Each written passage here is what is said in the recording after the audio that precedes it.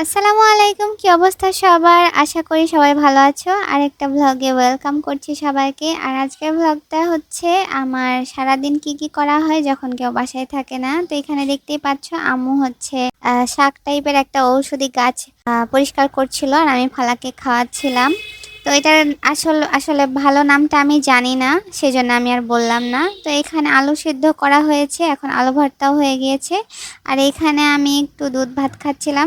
তো কারা কারা আছে যারা উইয়ার্ড কম্বিনেশনে খাবার দাবার খাও? আমি মিষ্টির সাথে ঝাল খাবার খাই, আমার কাছে ভালো লাগে। তো আমার দুধ ভাতটা খেতে খুব বেশি ভালো লাগছিল না, সেই জন্য আমি এটার সাথে আলু ভর্তাও খাচ্ছিলাম আর সেটাই তোমাদেরকে দেখাচ্ছিলাম। তো এখন হচ্ছে এখানে ডিম সিদ্ধ করা হয়ে গিয়েছে। তো আমি এখানে আলুর চপ বানিয়ে রাখছি, কারণ সেটা আমাদের ডিনারে খাওয়া হবে তাই।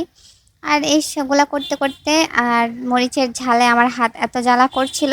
তারপরে সেই ঔষধি গাছের পাতাগুলা কেটে আমরা এখানে বড়া বানানোর জন্য প্রস্তুতি নিচ্ছিলাম। আর তারপরে আমার আপু চলে আসে আর এসে আমাকে এই চকলেটটা দেয়। তো এখানে হচ্ছে তার সাথে কিছু কথোপকথন তোমরা শুনতে পাবা। কেন দিব আবার বলবো আনতে কম হলে। 160 টাকা নিয়েছে, 160 টাকা নিয়েছে।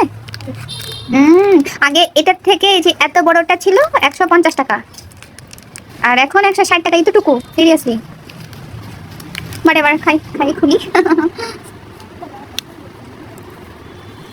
তুমি আজকে সকালে কি খেয়ে গেছিলে? Another gift or should I say something else? Treat from elder sister সাজিনের আম্মু, মানে ফালাকের আম্মু আর কি। ওই তো টিস্যুটা তো খুব দুষ্টু।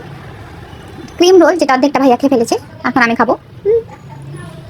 আর তারপরে আমাদের এইটা ছিল ডিনার। আর ওই বড়াটা পরে আর আমরা ভাজিনি, কারণ সবাই কম বেশি একটু খাওয়া দাওয়া করে নিয়েছিলাম।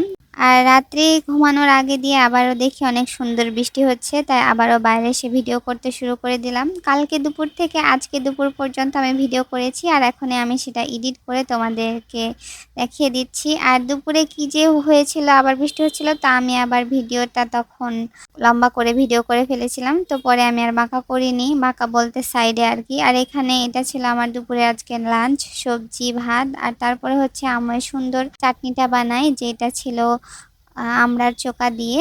আর এই খাবারটা কি তোমরা কেউ চিনতে পারছো? তোমরা কি আগে কেউ খেয়েছো?